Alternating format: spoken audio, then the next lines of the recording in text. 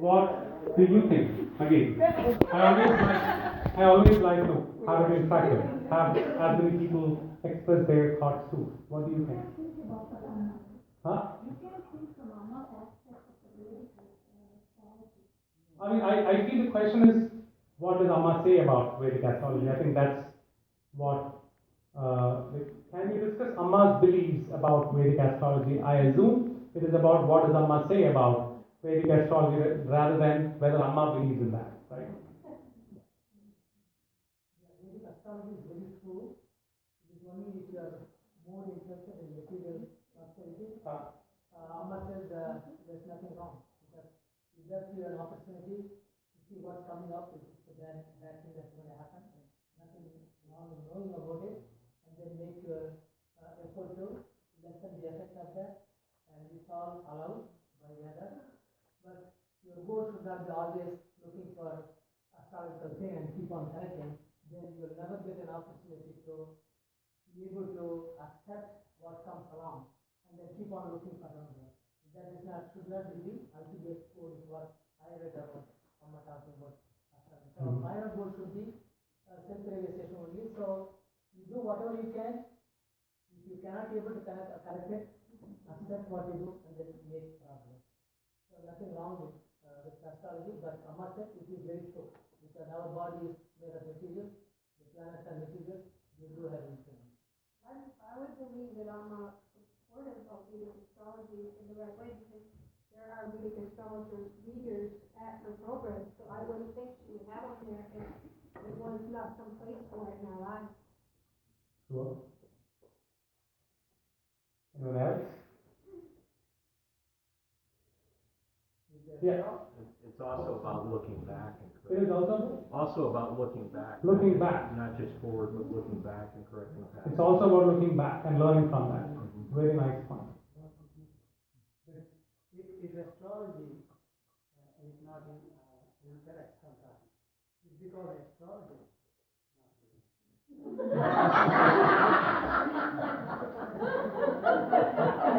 Actually, very true. Very true. Astrology as such is like a science. It was started with Rishi Bhrigu. Astrology is like an empirical study. When you do research,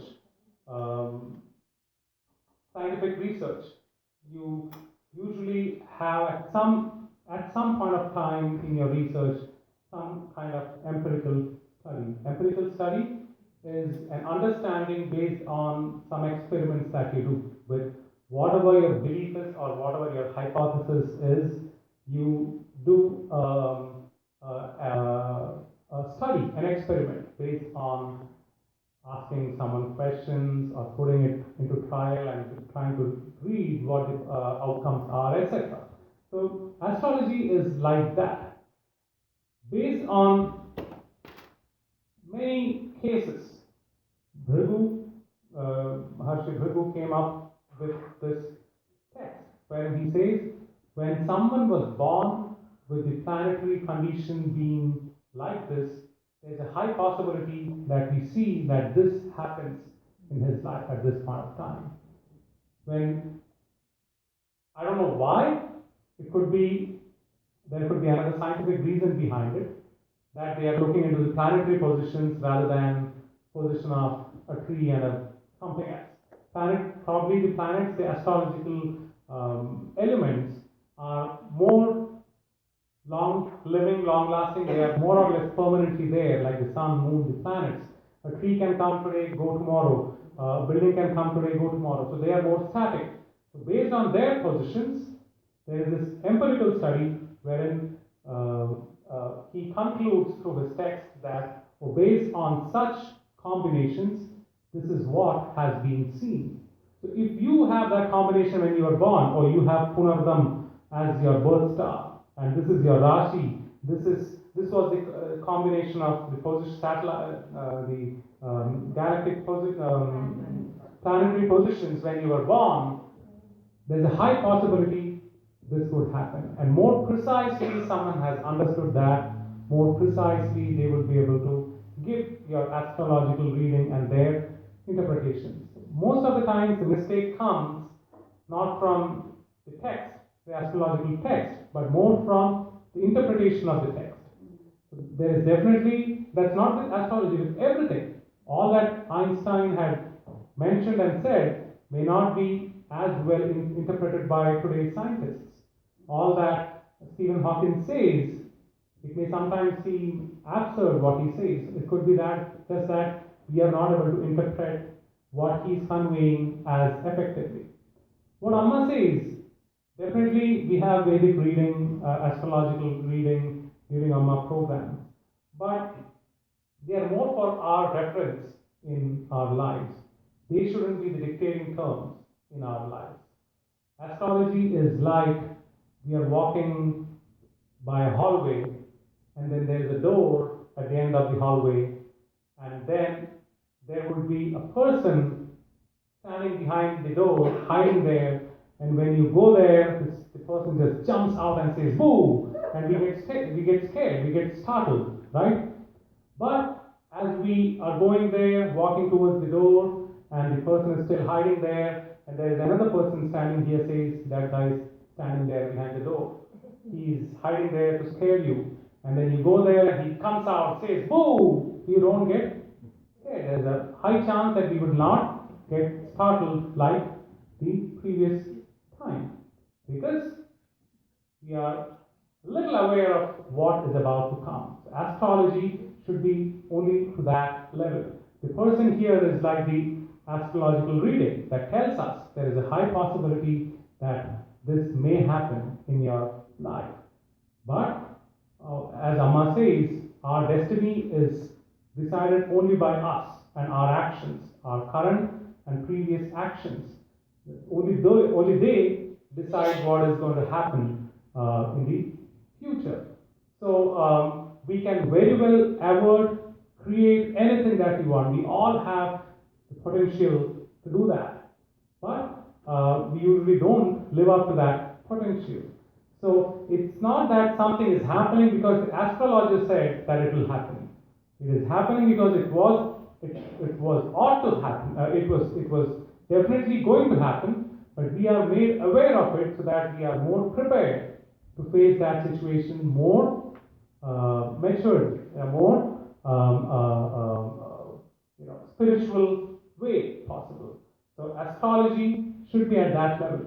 Amma says astrology should be for us to understand things. Astrology shouldn't become our life. There are people who do Amma. Michigan, two or three years ago, she was just making fun of Swamiji, right? Amma was just telling how each time Amma is leaving for a tour, Swamiji consults with the ashram astrologers on what is a good time for Amma to leave the ashram. Oh, between 10 a.m. and 10:15 a.m. is a good time. Amma should leave then.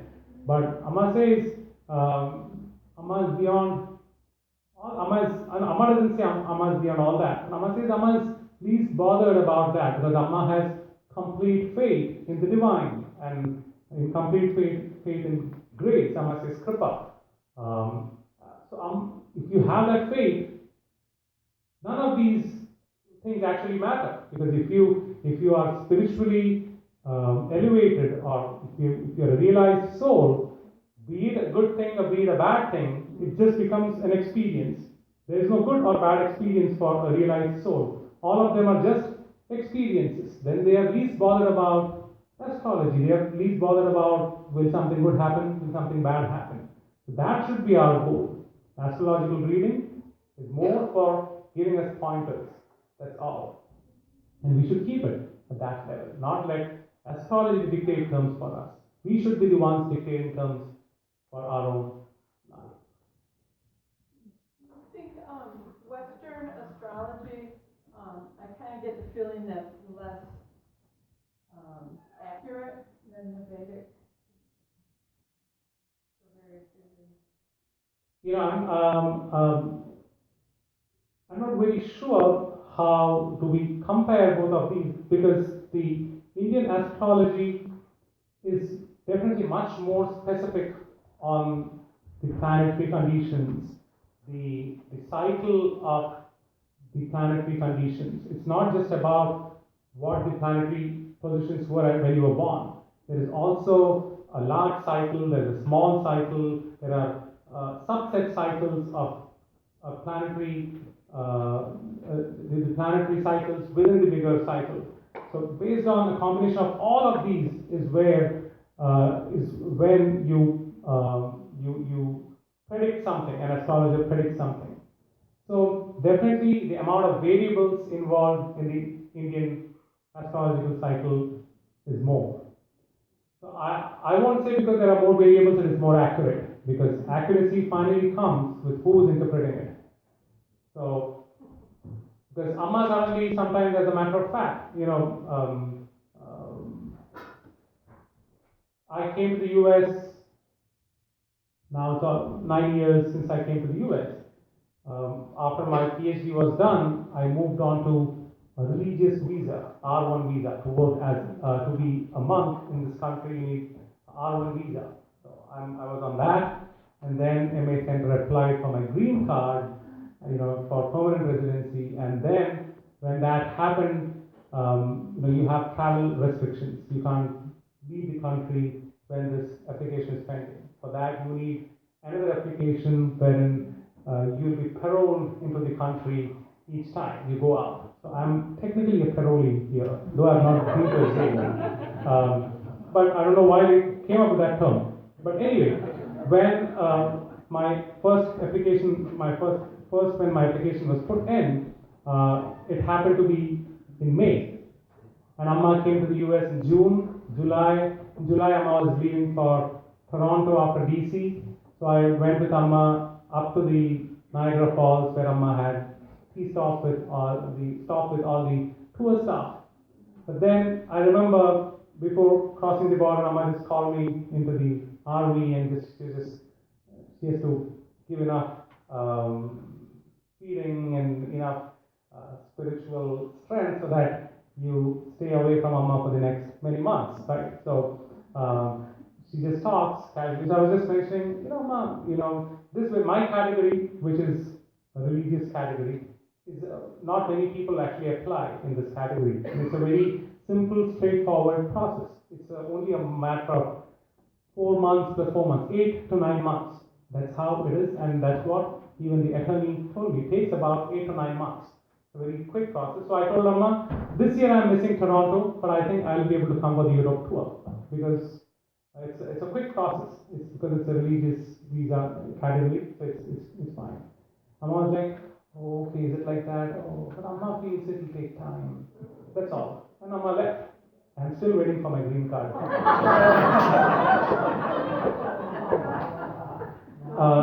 It just still remains pending. I'm still a parolee in this country.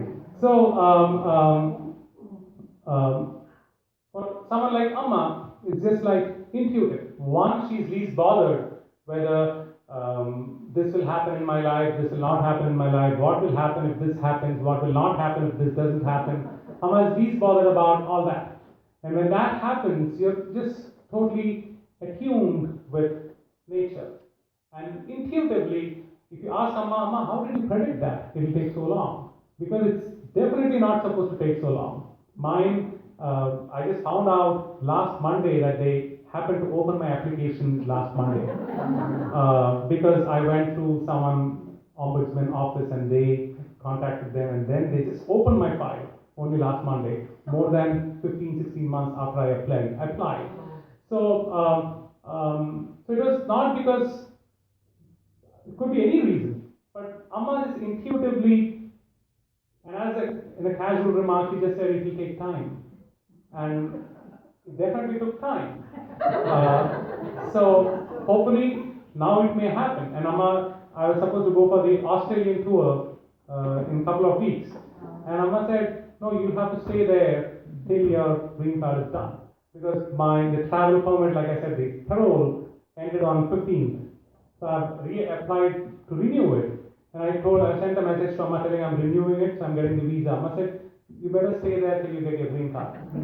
And now I can't travel because the thing expired and they are taking ages to even approve that renewal application. So it's just Sorry to make you go through my immigration process, but it makes so much sense for a Mahatma like Amma. So we were talking about Swamiji looking into the timing, when should Amma leave?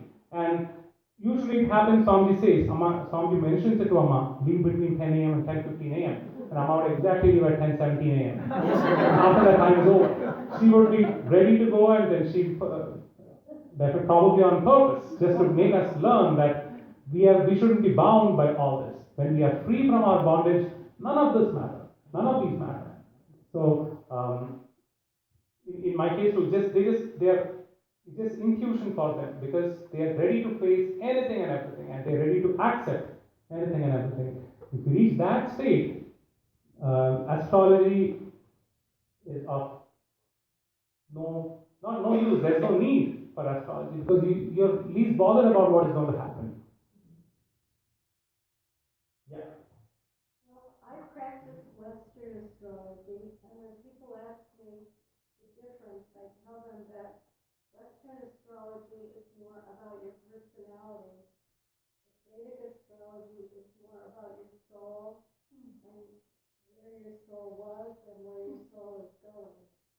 And so I think that when people approach Vedic astrology, it's very different than Western astrology. So I think it's a very important thing to learn. Yeah. But the Indian astrology, we can't rule out telling it's not about your personality because, like the arranged marriage that happens in India, which probably is in a decline because less of arranged marriage happens in India now, but still millions get married with their parents arranging their marriage, finding a house for you, a partner for you, and getting you marry that person. And then there is this astrological matching that happens, and there are 16 aspects that you look at. There are 10 aspects. Because I'm experience about it. 10. No, I was just asking them how many aspects. I was not sure. I thought it was 16. She corrected me, telling it's 10. I said I don't have experience. That's why. So there are these 10 aspects, and based on these 10 aspects, they say there should be at least 6 aspects that should match. At least 7 aspects that should match. Only then they say it is a good match. And these aspects are nothing but each one of them reveals how reactive this person would be, how understanding this person is, how how accepting and adjusting this person is. All of them point out to these things. Though it would be more about planetary things, it's about understanding their character and just see there should be at least 7 points where it matches. If one person is about one who gets extremely angry, it would be best the other person is someone who listens. If the wife talks a lot, it would be best the husband listens a lot. If both talk or both listen, nothing is going to happen. So, is there something I'm missing?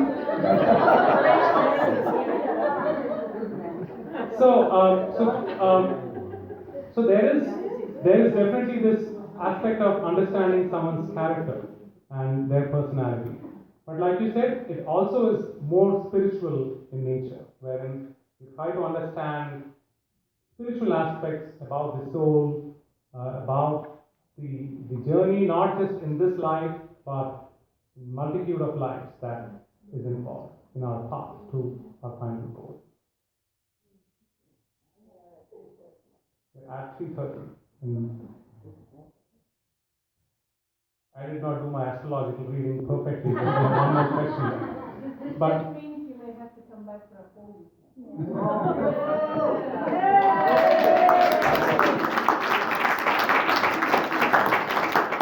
Or convince Shantaji to come here for a whole week. Yeah, but I'm not convinced, so keep on. Okay, I think because we have this more people coming other than the regular comers coming this evening, let's give priority to that. And facilitate the arrangement for that. So let's conclude for now. The other question was about Vairagya. How do we attain perfect Vairagya? If you want, we can just discuss. We discuss it in person. If you are the one who asked this question, let's discuss offline when all the arrangement here happens for the 4 p.m. satsang. Once again, thank you for your patience. Hopefully, it made some sense in what we discussed. Om Amriteshwari Namaha.